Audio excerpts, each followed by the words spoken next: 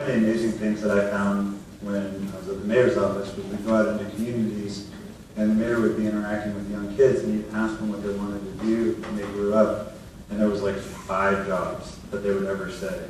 It was like, I'll be a firefighter, a police officer, a teacher, a basketball player, you know, a musician. That was pretty much it. Nobody ever said, I want to write code.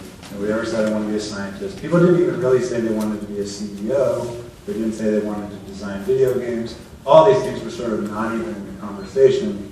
And for me, that the whole idea of getting kids internships and getting them involved with these sectors and saying, hey, you know, what is science these days? Science is what you use to build video games. So if you want to do that, you have to learn science.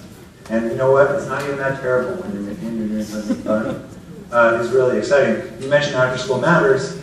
We announced today at 1871 that we're going to have 4 After School Matters students working with us over the summer, primarily for the purposes of helping to spread the word about technological opportunities in the city out in some of our communities.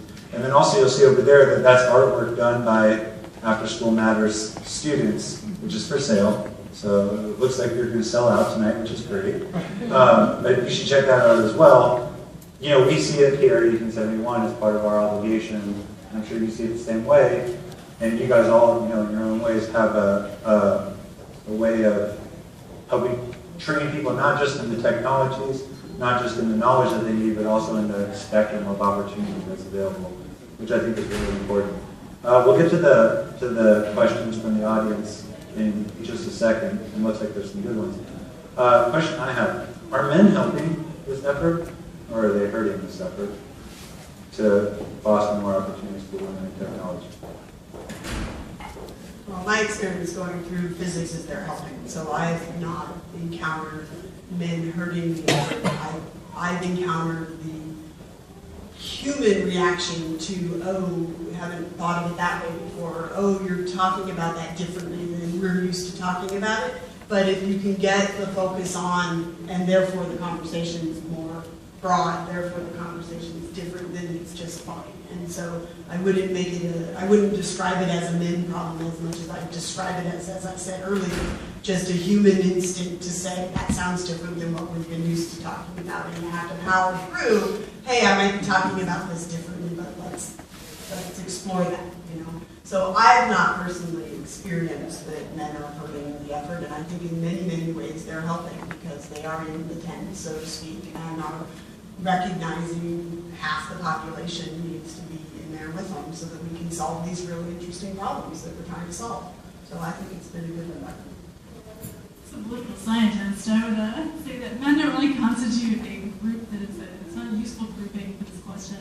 Some men are hurting and some men are helping, and some women are hurting and some women are helping. It's just not super.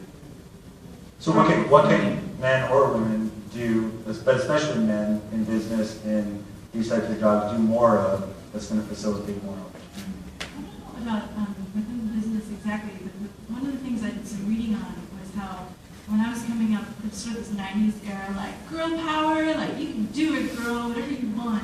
And that, I think, was probably a good bridge for the time, but nowadays when you frame it that way, it actually is counterintuitively hurtful because the implication is that if you have to give girls extra special encouragement, the implication is that they need it. That without that sort of idea that like, we promise you can do it, implies that you can't really. So it's actually better to just be extremely matter of fact about it. It's not really a boys or girls or any kind of individual group set of skills at all. It's this huge range of skills, and some people have some types and some people have other types. And so being very practical about the skill sets required without reference to gender is, I think, probably the best way to move forward. I'm not sure that translates over into the business community piece of it, from an educational standpoint. Certainly there's this interesting conundrum that you face whenever you're on a panel like this, which is if we're truly successful 20 years from now, we won't have to have a panel like this.